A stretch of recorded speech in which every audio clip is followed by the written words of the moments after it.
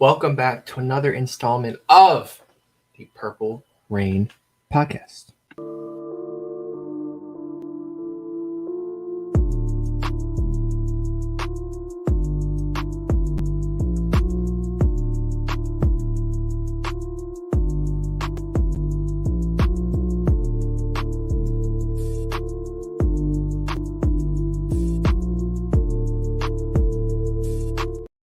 Once again, thank you for coming through to episode 178 of the Purple Rain Podcast. All right, hold your horses. You know, it's the Orlando Brown senior and junior episode. Yes. Michael Piercy wore this number in 2016. Morgan Moses episode. Brian McKinney. Who could forget? Alejandro Villanueva. I mean, what a guy. I could forget. What a lineman. I could forget. Yeah. Yeah, you're right. You're right. We all can forget him. Yeah. But this is one of his. Yeah, but I say this is one of his honorary episodes. So I guess we got to give our respects. Yeah, I guess we have to give a shout out to Villanueva. I mean, thanks for. Yeah, thanks. But thank you for coming through to the show. Most importantly, all right, you can follow us on Instagram at the Purple Rain Podcast. Follow this guy on Instagram, on Twitter, and on TikTok at Satin Def. Follow me on Instagram at simplyas10.prod and on Twitter at simplyas10. And most importantly, our lovely, jubbly sponsor, Manscaped. K-Dog says that he hopes that all the dads out there had a happy Father's Day. Yeah, we'll get into it. I see you. I hope that you guys got your father something from Manscaped, something nice. But if you didn't, you can still go in there. The code PRP works to get you 20% off your Manscaped order and free shipping. Yeah. Like my guy Alex said, welcome back to this episode 178 of the Purple Rain Podcast. It's the dead middle of the off season, but listen, we're still going strong here with episodes every week. And the season actually is not as far as we might think at this point, man. I mean, we're mid-June now. I mean, June's gonna be wrapping up next week, and then you got all of July to get through, and then August preseason. So, I mean, hey, we're getting there. Next month. Training camp, we're getting there. So, I hope you guys are trudging along with us here on the Purple Rain Podcast YouTube channel. We appreciate you guys to no end. Like my guy said, go ahead and hit us up on all those socials. One thing I do want to put out there, I am doing a weekly Twitter space with one of my guys who's really into MMA, UFC. So if you're listening to this and you're into UFC and you want to talk UFC with me and a couple other guys, make sure you follow me on Twitter at Sutton Def, like you see down there, and I will make sure I add you to those spaces. Okay. Now, okay, let's go ahead and bring up who's here in the live chat. We got to go ahead and do that. Mod K-Dog in the house says hashtag replay gang, always locked in that love, man. We appreciate it. Says, yeah, hope all the dads out there had a happy Father's Day. And like my guy Alex said, you can still use that 20% off code on manscaped.com. Plus, you get free international shipping as well. Quony in the house says, what's up, Rain Gang? What's going on, Quony? King95 is here. What's going on? The King says, my guys, what's going on with you, bro? Appreciate you for coming through. Got a couple things to talk about. Not too much, right? Not too much to talk about. A couple little narrative pieces. Kind of a slow, part of the off season. I see JD Killswitch is in here as well. Says, what's up, Rain Gang? What's up, JD? Yep. Appreciate you for coming through. Yeah. And then K-Dog just doubling down. Smash that damn like button, man. It's free and it helps us out a bunch. Whole bunch. Thank you, K-Dog. But yeah, a couple things to get into. My guy Alex brought up to me earlier the fact that Colin Cowherd, right? Colin Cowherd, sports talking head. Me personally, I like Colin Cowherd. Let me just preface this with that. I like Colin Cowherd. He gives some hot takes, and a lot of them end up being freezing cold, but that's part of his job, right? That's part of our job, to an extent. So he recently came out on his show, The Herd, and said that he had a new list of playoff teams. Now, before, the Ravens were part of that list. In the vaunted AFC, the Ravens made the cut in Colin Cowherd's eyes. But as of last week, Colin Cowherd came out with another sentiment saying that, you know what? Ravens aren't a playoff team. The Pittsburgh Steelers are. Now, listen, Alex, I want to get your knee-jerk reaction to this and what you were thinking when you heard Colin Cowherd spew this blasphemy. Oh, Colin. So I'm not really opposed to the idea of the Steelers making the playoffs. I think that is something that can happen. But the Ravens not making the playoffs, for that to not happen with this whole revamp this offseason, would be an absolute failure of a season. And there's really no other way you can put it. It'd be a failure. You just re-signed Lamar. You just got him all these new shiny toys, a new offensive coordinator. Defense is looking pretty damn good. Line's looking good. Everything's looking good, bar edge rushers, and you can nitpick little positions. But for us to not make the playoffs, when 7 teams in each conference make the playoffs, Yeah. when the team that didn't have Lamar Jackson for how many games last season made the playoffs, is blasphemy. And I don't want to take it, to heart too much because, Colin is maybe trying to get some clicks, and I respect it.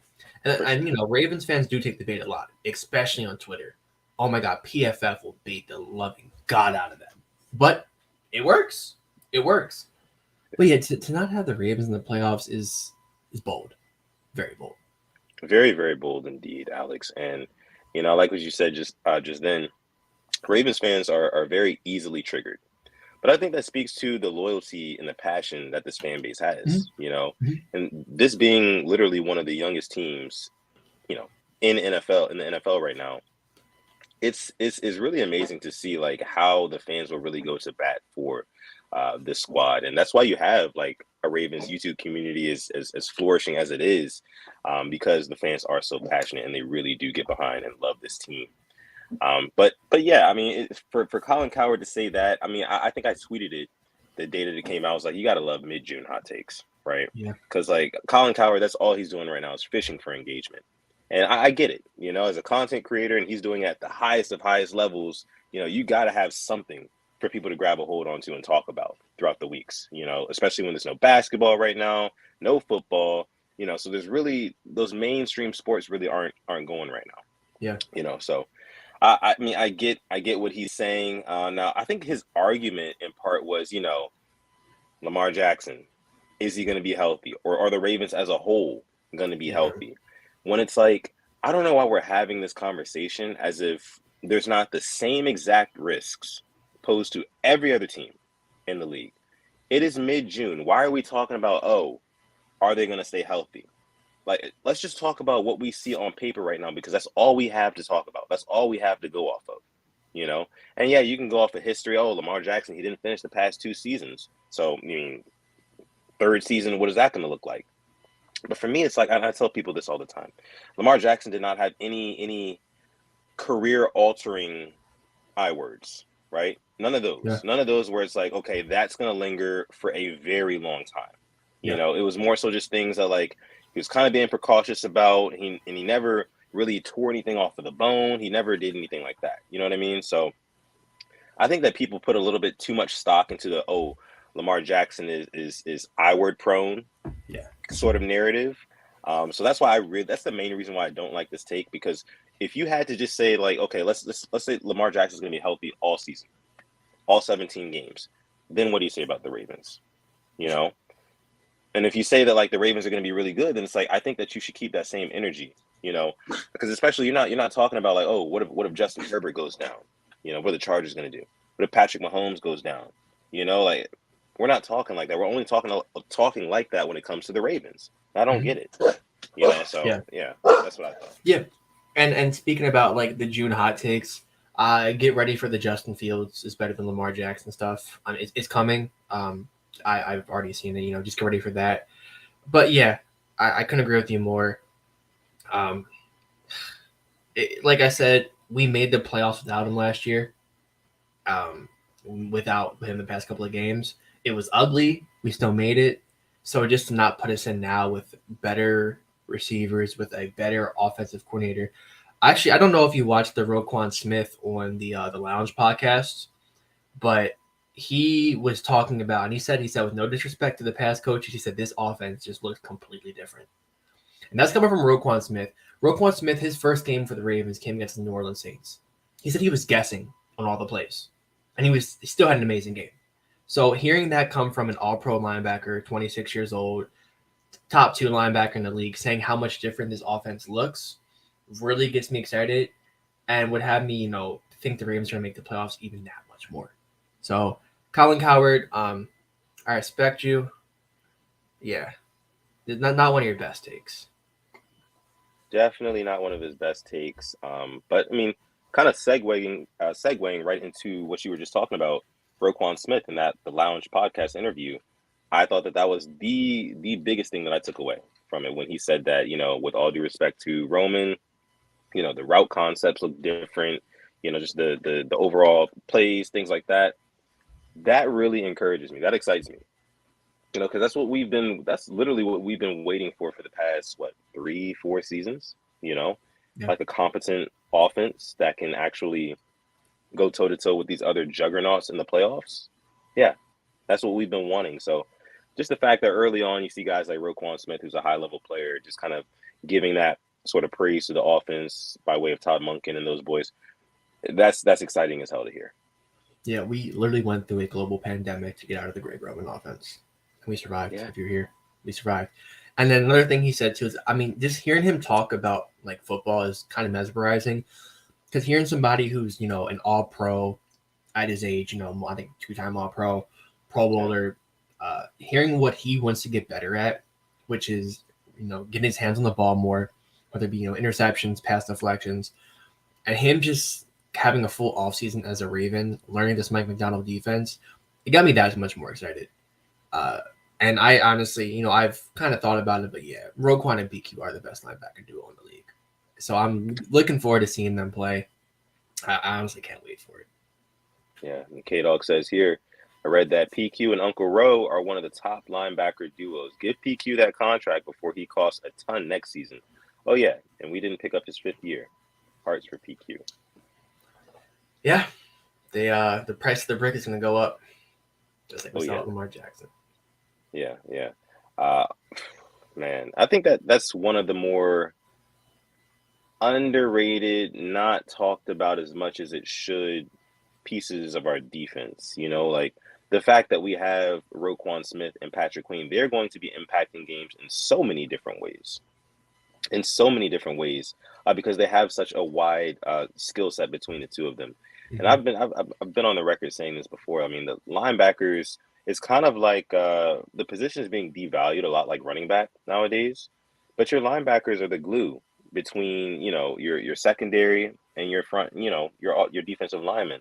So they just kind of have to do multiple jobs, and I think with the skill set that those guys have put together, that tandem is going to cause a lot of problems for offenses this season. So excited to see what they have coming on the way. And if we can retain PQ, of course, we would love that, especially us on the show here as PQ being a friend of the show.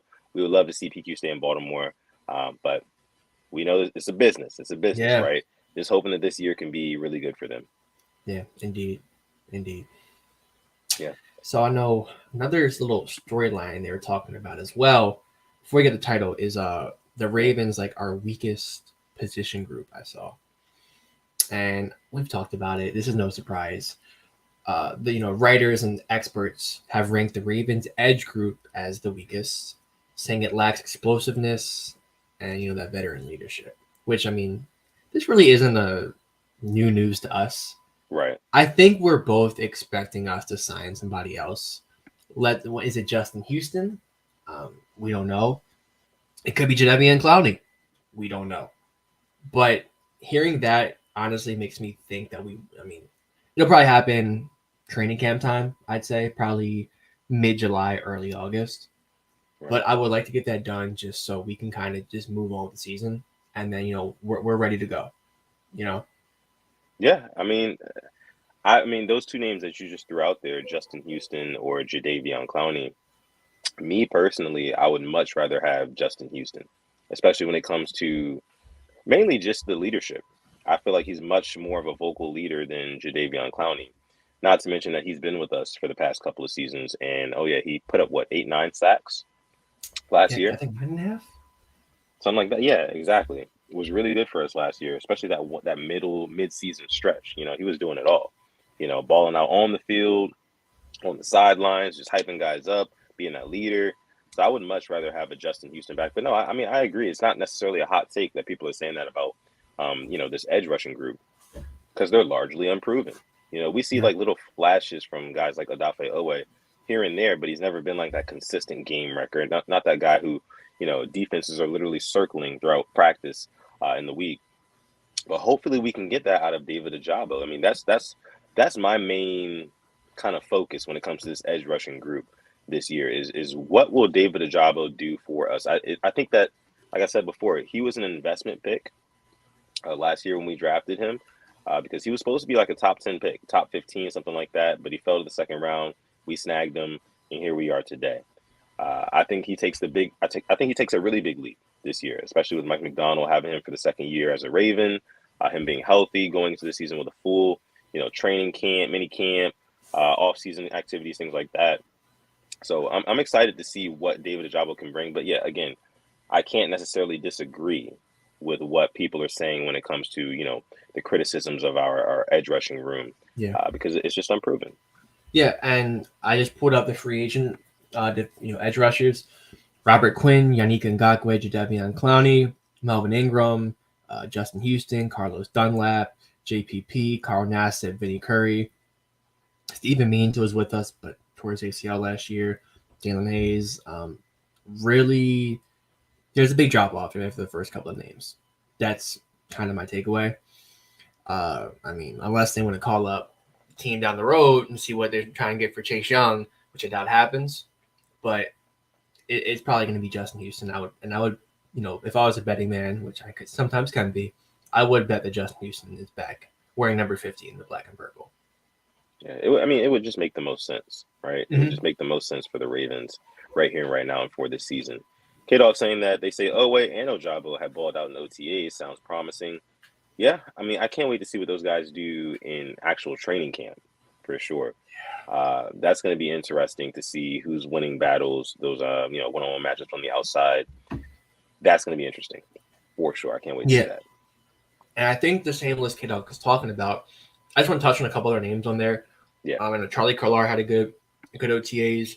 Ben Mason taking full advantage of Pat Ricard being out, something I honestly didn't keep my eye on. And I saw Michael Pierce too. Michael Pierce was one that would always come into OTAs and training camp overweight. He would fail the conditioning test. This year, completely different. Looks in good shape. I don't think he failed the conditioning test. That's, we're going to need his interior pressure and his run stuffing abilities this season that much more. I mean, Joe Mixon played really well last year. Who knows if Najee Harris takes that next step? And Nick Chubb is a top 3 running back in this league.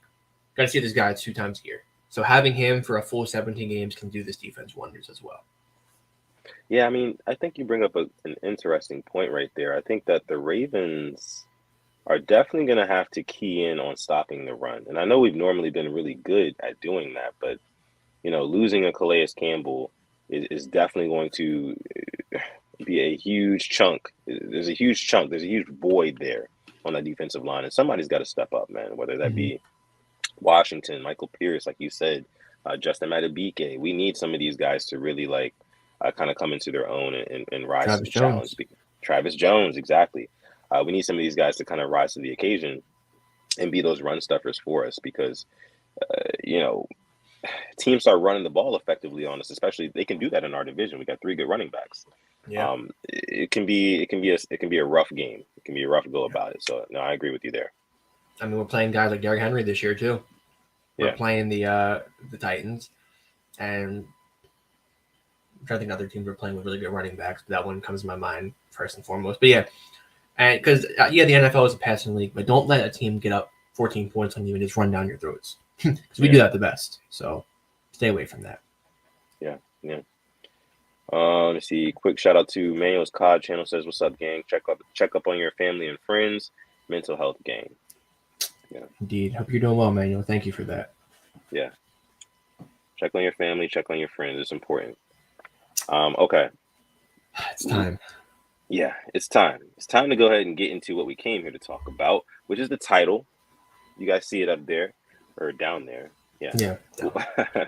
From where we're streaming at, I see it up. You guys see it down. I keep forgetting that. All right. So will Zay Flowers or Rashod Bateman emerge as the Ravens wide receiver 1? Now, I was listening to a podcast earlier today, and they brought up the fact that both of these guys, and this is common knowledge, right? Both of these guys are first-round picks. Both of them. Both drafted within the last 3 years by the Ravens. Wide receivers. They just happen to be wide receivers. I think that there's a lot of unspoken competition between those two guys. I don't know if they've talked to each other about it and things. I doubt it, but I know it's in the back of both of their minds that, hey, I was a first-round draft pick, wide receiver for the Ravens. I kind of got to outperform this guy if I want a second contract, no? Mm-hmm. Yeah. I mean, that's more so, I think, for Bateman right now. Because next year is the year that we get, the fifth-year option. So you haven't played a full season yet. Mind you, I'm a Rashod Bateman guy, by the way. This is not me trying to throw any shade. But he's on the hot seat, is what you're saying. Yeah, him and Elway. But I mean, if Patrick Queen's fifth-year option didn't get picked up, I know that Roquan's there. What makes us think that Bateman will get picked up? I know Roquan Smith. We don't have a Roquan Smith level of receiver, but at the same time, we don't invest money in the receiver like we do in the defense. So it's not like we're gonna have Stephon Diggs or Jamar Chase walking that receiving core. So I hope he balls up to the point where he pick it up because I want to see number 7 in Baltimore for a long time. Yeah. But with that answer, I like him emerging as a Ravens wide receiver 1 more than Zay Flowers. It's just health. And I hate saying that, but a full 17 games of Rashod Bateman is easily over 1,000 yards. I really don't care who says it. It is. If you watch him play when he was healthy last year, offense was much better. He was making plays, took that slant, 70-some yards, cooked Xavier Howard, was making plays in the Patriots game. But I like Bateman emerging as Ravens wide receiver 1 this year. Yeah, I mean, I think that's definitely not a bad take. I think that the best argument for that is that he is kind of on the hot seat. You know, he kind of has that extra little pressure to ball out because it's not his first season. He's not going to have the the benefit of the doubt like a Zay Flowers might have for a little while. So, yeah, I mean, I can agree with that, but I lean Zay Flowers. I do lean Zay Flowers for a couple of different reasons.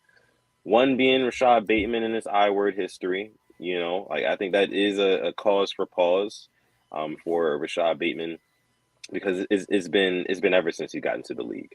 You know, like he's never played a full season with us before, so I got to see something out of him this season.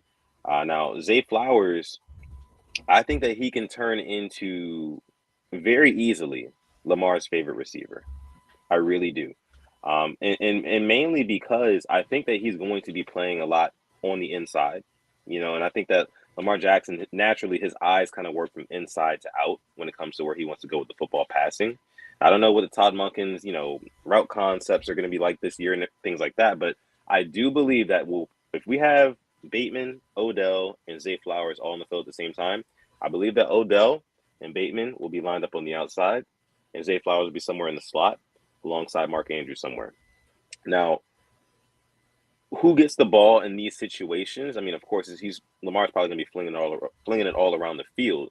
But I think that in the slot, Zay Flowers can get open easier, quicker. Lamar can get the ball to him on those little zip passes that he does. And then, Zay Flowers can kind of get the yak and running around guys because he's elusive and he's more physical than a Hollywood Brown was. So I think with those reasons, I think that Zay Flowers can definitely emerge as the long-term wide receiver 1. And that's what we're talking about here, guys. We're not talking about, OBJ, because we know OBJ is probably not going to be here for the long run. We know that Nelson Aguilar, other guys on the team, wide receivers are not going to be on the team long-term. So long-term, we're talking either Zay or Rashod Bateman. I've got Zay Flowers. You've got Rashod Bateman. I want to know what the Rain Gang thinks too. Yeah, I'm right there with you. So I did look up. I'm like, let me see. Did Bateman ever deal with that I word in college? 13 games in 2018, 13 games in 2019. He played in 5 in 2020 because he opted out and then played to help his stock in the draft. So no, he never got hurt in college. This Ravens receiving room is just cursed. There's no other way to put it. You draft a healthy guy who produced in college at the highest level, and he comes to the league and gets hurt in training camp his first year. Plays 12 games his first year. Second year, gets hurt, misses how many games? Like, it is just unbelievable. But If Zay Flowers or Bateman balls out like we hope they do, that means it's a good year for the Ravens offense. So this question is one of our ones where it's a win-win either way. I won't be mad at it. Oh yeah, definitely is a win-win for sure. Let me see. Our guy King chiming in here says Bateman is wide receiver 1 going in, but he has to stay healthy, or OBJ and Zay will take it from him. Yeah, that's true. Yeah, I think I wouldn't be surprised come week 1 OBJ is wide receiver 1. Due to just depending how it looks and due to just that experience with Todd Monken, I think Monken would be treating him like wide receiver 1. That sounds like a tenure kind of thing, like he's been around the longest, so let's try to get him involved, work him into the offense. I can see it, but I honestly see more Zay Flowers early Then on OBJ? than OBJ. Yeah. I think Todd Monken really tries to establish the whole Zay Flowers thing. I hope he does. First round draft pick. They're coming into the team around the same time. I think that he's going to want to weaponize Zay Flowers to the fullest extent. So be on the lookout for that, man. And like I said, I think he's going to be lined up on the inside and getting a lot of these kind of short, easy to intermediate routes, and Lamar Jackson, he picks those apart all day, all game. Yeah. So it would be nice if we drafted the receiver in the first round that balls out of all of them. Because every time there's like that first round where the receivers just all are drafted, it's rare where there's two that just go back and forth at it. Yeah. I want to have Zay be the guy that's like, oh, he was far and away the best receiver of that class. Yeah. And King saying here, I don't think we should have to rely on OBJ as number 1. He's a complement piece, in my opinion. I like that. This time's 1,000. Yeah. Yeah. I mean, a guy who, I don't know, on 3rd and long, 3rd and 11, can come up with something, can get open, and, you can get the ball to him, and he's going to catch it. Or a guy who, in the red zone, you can put him on a fade right on the outside. You could throw it up to him. If he's one-on-one, he's probably going to come down with it, right? Yeah. One of those type of guys. But in terms of a guy who's going to be moving us up and down the field, I see that being more Bateman, Mark Andrews, and Zay Flowers. I do. Yeah. And then you got to think about, too, like, this receiving room is an interesting story because, Duvernay's in there somewhere. Aguilar's obviously in there. I mean, we have 5 first-round receivers in this receiving room, which is insane to think about. Laquan Treadwell, Aguilar, Bateman, OBJ, and Zay Flowers. Like, does Laquan Treadwell make it? We talked about that. Well, then where does that leave, Tylan Wallace, James Prochet? Like, there's so many just interesting storylines with this Ravens receiving core room that we got to talk about for a while. We can debate who's going to make it, who's not going to make it. But, yeah, I mean, the fact that we did pay OBJ all that money, that's not compliment piece money. That's just us being desperate to get a receiver in this room that is experienced. So, man, yeah, fun season on the way. Fun season on the way, man. It's exciting season. I mean, a lot's in store. I mean, we have a lot more. I think this is the most we've had to look forward to in recent years. I think that's fair to say. I gotta wait. The way I'm 2021, I'm telling you, when I left that open practice, I felt a different way about the Ravens. And then everything happened that season. Let me get to September, and then we can talk about it. Because I don't need any of that voodoo magic shit happening again in training camp like what we experienced a couple of years ago. All I got to say. Yeah. I mean, barring any crazy I words and everything, I think that this is, like, on paper, because that's all we have to look at in the offseason. This is the most we've had to look forward to going into a season, especially in the Lamar Jackson era. And I think the biggest thing is, I mean, the offense is going to look different because there's a new person leading the offense. There is no more fire Greg Roman narratives after every loss. We don't fire Greg Roman papers at the castle. Yeah. I mean, who did it? Who wrote it down? I still need answers. I still want to know that too. That's a mystery that's still unsolved to this day. I think the case has gone cold too. We got to hit up Tyus Bowser. He might be too busy tutoring Trenton Simpson though. Let me see. Raven Ron says, "What up, PRP? I'm saying Bateman Flowers has shown nothing in the NFL yet." That's very fair, Raven Ron. It really is. We will see. That's all I can say for now. But I got Zay Flowers. I'm standing by that. I'm standing by Zay Flowers. I love both of them. It's a win-win situation, like my guy Alex said, because I love the Ravens the most. Or we do, rather. It's gonna be a good season. It's gonna be a good season, regardless. Okay. All right, let me see. Hezekiah says Bateman, when healthy, is a guy I love in the wide receiver one spot. First 11 catches, move the chains. Oh, Oh, yeah. Those first that downs. was Yeah. that. I think you made a video about that, didn't you? I don't know if I did. I remember like all of his catches though, like the Chargers game, that Vikings game. Oh man, he was something different. See, that team was so good, and we had Devonta Freeman, Le'Veon Bell, and Latavius Murray as our running backs. We had Alejandro Villanueva as our left tackle. That team had so much potential, man. That pisses me off. But hopefully we get that Bateman back, and hopefully we get 17 game Bateman. I would very much enjoy that. Your mic is muted. Oh, yeah. I was throwing something in the chat. My bad. Okay, you're good. You're good. Questions. Throwing some questions down below in the chat. We want to get to those as well. Go ahead. I see Manuel Scott channel. He says, just hearing Marlon say, I have to work now in training camp because of our wide receiver core this year says it all. And that's a great point. His presser was really interesting hearing him talk. He's already an interesting human, Marlon Humphrey, that is. Oh, yeah. But hearing, him getting tested by these guys, and not just like Bateman anymore, getting tested by OBJ, getting tested by Zay Flowers, how it could be getting tested by Nelson Aguilar. That's something, good to hear. Iron sharpens iron, because I don't think I ever heard Marlon talk like that before.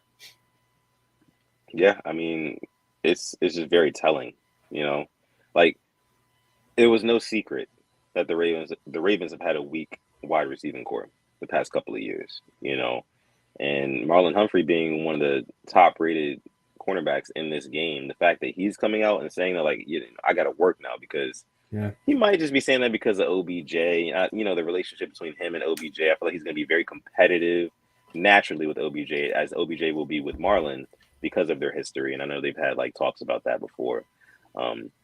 But yeah, it is going to be tough though, because you got a lot of different guys on that receiving core who can do a lot of different things.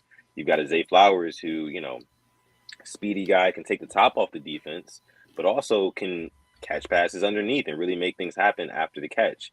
You've got a guy in Rashod Bateman who has more size, can maybe catch in traffic a little bit more, go up over the top of guys, see the Greedy Williams plays, things like that. And then you've also he's got the speed, but then you've got Odell Beckham, who's kind of like a hybrid between both of those guys. Plus he's got the veteran experience. So that's a three-headed monster right there.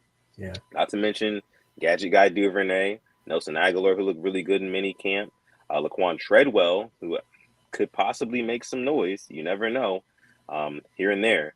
But it's going to be scary. It's going to be scary. So I agree with Marlon. We didn't even talk about tight end yet. No. Don't have to. We don't even have to. Exactly. I mean, I saw Isaiah Likely was at the tight end university with Kelsey, Kittle, and all them, which is good to see. Oh, yeah. I did see that. I did hear about that. Mm-hmm. So I'm never going to get mad at that. Isaiah Likely learning from the best out there. I love it. Right. All right. Let's see. We're going to go ahead and get into some of you guys' questions here. We do. I see it. You know what time it is. You know what time it is, man. Raining. We got a super chat donation. Time to make it rain here. Our guy Chike making it rain here with the 2-piece in the chat. Thank you so much, bro. We appreciate you. He says, what 7 teams make the playoffs in the AFC, guys? Okay. Definitely going to go Ravens. Obviously. Ravens. Yeah. Chiefs, 2. Bengals, 3. I'm going to keep agreeing with you. If I disagree, I'll tell you, but. Okay. Bills. Definitely go Bills. I'll go Jaguars. I really like what they're putting together. I think they won the division. Mm-hmm. Yeah. 6 and 7. I'm thinking. Who are you going? Tua's health scares me.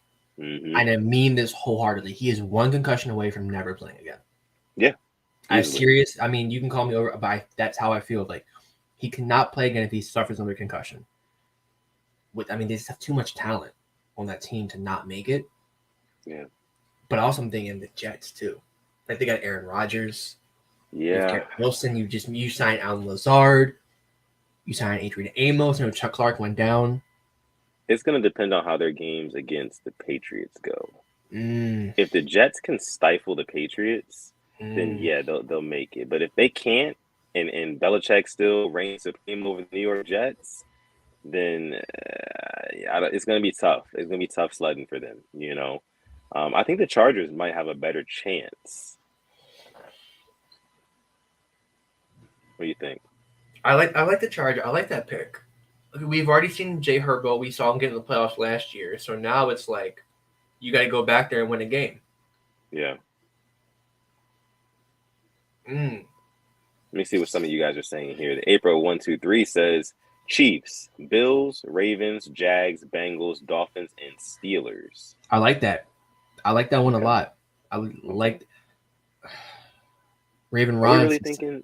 Raven Ron says Ravens, Chiefs, Bills, Jets, Bengals, Jags, Dolphins. I like that one too. I mean, if 3 teams from the AFC East make it, man, it just depends. If Kenny Pickett that's makes what I was a going to nice ask step you. up, Is he going to ball out? I think they're making the playoffs. I think Mike Tomlin is too good of a coach for them to miss the playoffs back-to-back years. I mean, I get it. I think we have to see. I got to see it early from Kenny Pickett, man. I mean, I'm a sorry. Kenny Pickett truther too, which is a crazy thing. Like, who Are you really? I'm not. I'm not yet. I need to see. I know he ended the season. He ended last season really strong, but I need to see him keep that exact same energy going into the season. You know, and I mean going into the season, like games 1 through 3. I don't want to see a bunch of BS, man. I want to see that he's actually taking the reins over that offense. I'll tell you what, something with him. I think he had 2 concussions last year. That's something you got to keep your eye on too. Keep an eye on, He had the one against the Ravens when Roquan threw him to the ground. I think he had another one, and maybe against the Buccaneers, I believe. I think he had one against them too. So keep your eye on that. Yeah. But I think I'm agreeing.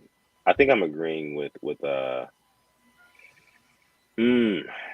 want to agree with Raven Ron, but I might switch out the Dolphins for the Chargers. Yeah, I'm right there with you, and I would switch either the Jets or the Dolphins. Okay.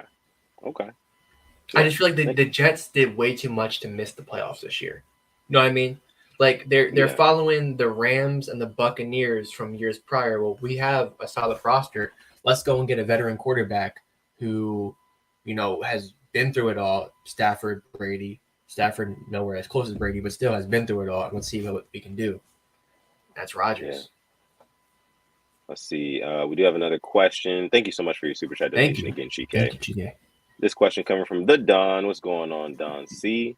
Says Alex and Sutton, do you think Trenton Simpson will work more as an edge or that big nickel safety like what Kyle Hamilton did last year? I definitely left the like on an emoji. Thank you, nice profile picture, Don. That. I love it. For sure. Love it. Yeah. Love that uniform combo, by the way, too. Best one. Yeah. I think that Trenton Simpson is the successor of Tyus Bowser. I think that's why they bought him in. So he'll probably be kind of like a plug and play. Sometimes he'll be probably rushing the passer. Other times he'll be out in space, out in coverage, things like that. Just kind of mixing things up. So kind of both. I think he'll kind of float between both because I don't think that the Ravens want to up and pay or continue to pay a Tyus Bowser because he's a good, not a great piece when it comes to value for us. I think he's underrated for sure. Tyus Bowser's underrated. I can remember that 2021 season where multiple games he ended on his own accord. So, but I think that they're getting ready to kind of, you know, get his replacement with Trenton Simpson. So I think he's going to do a little bit of both. Yeah, I'm going to back that 100%. I think that is who he's succeeding. Yeah. All right. So we'll probably take a couple more questions as my dog's crying in the background here. Yeah. But yeah, so let me see. Oh, Alex. Yeah. Did you hear, and this is kind of, you know, switching gears. Did you hear about Conor McGregor? I unfortunately did. Unfortunately. Yeah. So, yeah, go ahead. No, you say the news, and I'll give my take after. Okay, well, Conor McGregor was supposed to fight Michael Chandler this year after they finished coaching The Ultimate Fighter, which they're doing right now for the next like 6 or 7 weeks. But Conor McGregor failed to enter the USADA testing pool, which is like the drug testing pool for the UFC. You have to enter in and, you know, kind of be with them and for a while before you're eligible to fight, before you get your license. He had until I think it was last Friday or something like that to put himself in the testing pool. He missed that date. So basically he will not be able to fight in the UFC for the rest of 2023. So for me, I don't really even care about seeing Conor fight anymore. As like a hardcore like UFC fan, I know that he's kind of over the hill, right? Like he doesn't fight for the same reasons anymore. I think he fights to still kind of keep his name somewhat relevant in the fighting business. But he's made so much money that it's just like he knows in his heart of hearts he does not need to fight. You know, he does not need to fight at all anymore. And you can see it in his actions. I mean, he's out partying all the time. He's at Game 5 of the NBA Finals, getting in trouble with women in bathrooms and whatnot. Like his mind is on so many other different things. Exactly, knocking out the mascot, send him to the ER. Like his mind's on a bunch of different things. Damon says Conor's washed now. I don't really see a good future for him in the UFC. Yeah, and my take for this is his head has been out of the game ever since he fought Floyd, because he received an amount of money that he's never seen before. And what else do you have to fight for? Like, if you gave somebody $100 million and told them to go back to their day job, do you think they would try? No. They wouldn't care. They wouldn't care at all. And that's exactly what it is with Conor. Yes, you can train, but that fire of the kid growing up in Dublin, Ireland is no longer there. Like, you're not fighting to make money to feed your family. You're not fighting for, you know, your name. Like, you've already done it all, and you sold all your shares in your whiskey that you built up. Like, what is there to fight for? So I'm right behind you on this one. Yeah, it's just makes entirely too much money at this point. See, we do have another super chat donation. This one's coming from Chike again. Oh man, you know, asking us this question on the flip side. We appreciate the donation, bro. Says, what 7 teams in the NFC make the playoffs? I think we can start it out. You know, Eagles, obviously. You've got the 49ers who are going to be in there.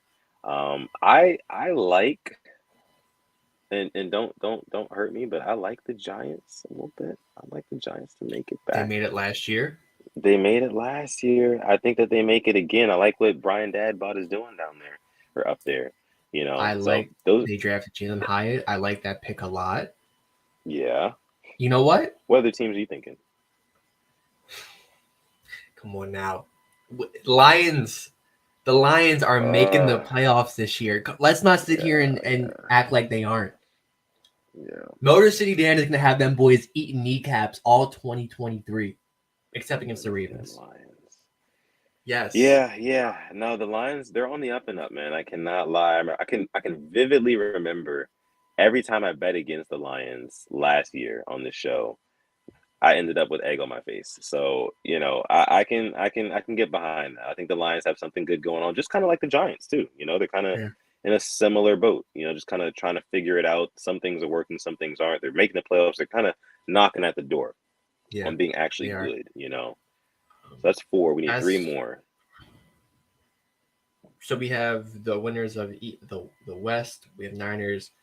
The South, Panthers, Bucks, Saints, or Falcons. Damn, they suck. That division is pure just booty butt cheeks. It's terrible. Like, is Derek Carr in the Saints? Yeah, I know. Like, for me, it's either between Carr and the Saints, or Bryce Young and the Panthers. You know, like if Bryce Young can really come in Baker and the Bucks, I don't believe in Baker and the Bucks. I don't either. That's not. Yeah. Like, he has amazing receivers, but we saw this with the Browns too. He had Odell and Jarvis. Man, give me the Saints. Give me the Saints. I think that they're the most mature team in that division. So give me the Saints, and then so that puts us at 5, right? 6. Yes. Give me Seattle. I think that Geno Smith, he repeats. He has another good season. They just got JSN. He did right back. Listen, man, I think that they could make a little bit of noise. I think that they definitely have a ceiling. I think Geno Yeah. Smith definitely has a ceiling, but I think that they'll make enough noise to sneak into the playoffs So I'm between the Cowgirls and the Vikings right now. for the last spot. Yeah. Mm, You know, I do like the Saints pick a lot more now. I also think with a healthy Michael Thomas, who I was one of my favorite players, I think they actually can have a real good chance of winning that division by like 2 or 3 games. yeah, Back to that. But yeah, I do like the Vikings. This is Kirk's final year. I feel like he's just going to ball out and some desperate team's going to give him a weird contract again. At the same time, I can't sit here and lie. The Cowboys have talent. It's just I love seeing them lose. yeah. I think that this is going to really come down to, and this might sound weird, this is going to come down to how good Sam Howell is. Sam Howell is the quarterback for the Washington Commanders. If the Cowboys can sweep the Commanders and split with the Giants and Eagles, I think that they have a shot. And I also think that the departure of Zeke Elliott kind of frees up their offense to really do more things that they actually want to do. And not just force feed Zeke because he's one of the highest paid players on the offense, you know? Kind of like when we were force feeding Mark Ingram just out of respect. Remember a couple of years ago? It was like, why are we still giving him the ball? Like, we love him to death, but like, we have Dobbins right there. Thank God. Yeah, exactly. We have Dobbins right there. So, and Tony Pollard is that guy in this case. So, you know, I'm gonna go with the Cowboys. I'm gonna go with the Cowboys to round it out. So, You know what? I'm going to as well. I think if the Vikings miss the playoffs, they'll get a whole new quarterback. Which who knows who's going to be the next veteran quarterback to win a trade next year? We don't know. And then we have one more super chat from good old Kyle Reeves. Steelers' biggest bounce back team in 2023. Kyle, I just said a couple minutes ago, I'm a Kenny Pickett truther. You know this. I've told you this. So yeah, Kyle is a Steelers fan. Good friend of mine. So okay. Shout out to you, Kyle. Thank you so much for your super chat donation. Biggest bounce back team in 2023. I mean, it's possible. I mean, if Kenny Pickett ends up being the guy and George Pickens steps up and they become like a tandem, Najee Harris is playing well, you always know that defense is going to be good. Underneath Mike Tomlin, they got a shot. Hey, Rob, they got Darnell Washington. They had a good draft. I can't lie. I think the Steelers, them and the Eagles may have won the draft. Real good drafts. Yeah, definitely had good drafts. But the biggest bounce back team though, like maybe the Jets. I was thinking the Jets. You know, that's what I was thinking. I don't think the Texans. No, I don't think the Falcons. Absolutely not. How do you feel about the Panthers? You know, they got Thielen, they got DJ Chark. Yeah, and who's their running back? Who's their running back for them again? Was it oh my gosh, I had him in fantasy in one of my leagues. He backed up Derrick Henry a couple years ago. Let me look it up for you guys. Yeah. Please. It's escaping me right now. Oh, they have Miles Sanders. Oh, that's Miles right. Sanders and Chuba Hubbard. I forgot. Chuba Hubbard and Miles Sanders. Yeah. And thank you, I was JD. thinking, I was thinking the wrong guy. My bad. Yeah. They could be interesting. It just really depends on what Bryce Young is able to do so early in his career. You know, like the NFL is not an easy league to just break out and bust onto the scene. Like it's not an easy league to do that in. You know, like you got to have some major talent, major skill, and major focus as well in this league. And you know, young guys typically don't really have that coming right out of college. So how even Trevor Lawrence his first year didn't look good. Exactly. Now, granted, he was underneath Urban Meyer, and that was just a disaster in itself. But and you can see how good Trevor Lawrence got after that. But yeah, man, it's going to be interesting to see. I think that the Panthers could be the biggest bounce back team, but I'm gonna lean towards the Jets though. Yeah. Especially if the Bills start to fall off. You know what I mean? Yeah, I mean, this is a big year for the Bills. This could be their final hoorah. If this stuff with Stephon Diggs actually has some meaning behind it, this could be the final hoorah for the Bills Mafia. So we'll see. Yeah, we will. And that is going to do it for this episode of the Purple Rain podcast. We appreciate you guys for coming through. Thank you so much for tuning in. Listen, if you're not watching this live and you're part of the hashtag, Replay Gang. Thank you so much for coming out to this episode. We appreciate you guys. Make sure you like the video. Subscribe to the channel if this is your first time watching us and you enjoyed what you just consumed. We'd appreciate that. Go ahead and do that. Make sure you follow us on Instagram at the Purple Rain Podcast. Get all updates on all things this show. At Sudden Death, that's me on Twitter or Instagram. Like I said again, if you guys want to talk MMA, hit me up on Twitter at Sudden Death. This guy over here on Twitter at SimplyAS10. On Instagram at SimplyAS10.prod. I'm going to always shout out the Snapchat at SimplyAS10. The Snapchat? I deleted Snapchat. I did not use not the Snapchat, the TikTok. Why did I say Snapchat? I was talking to one of my coworkers earlier today about Snapchat at length for like a while. So it was like, okay. I'll tell you what. TikTok. Deleting that, wonders. Think about it. Oh, yeah. What is the point of Snapchat? What is the point? There is Sneaky no links. point. See? There's a point where you just grow out of it. So Exactly. Right. Oh, Manuel says Alex Orioles to the playoffs. I'll be there Saturday, so I hope so. I hope they go to the playoffs.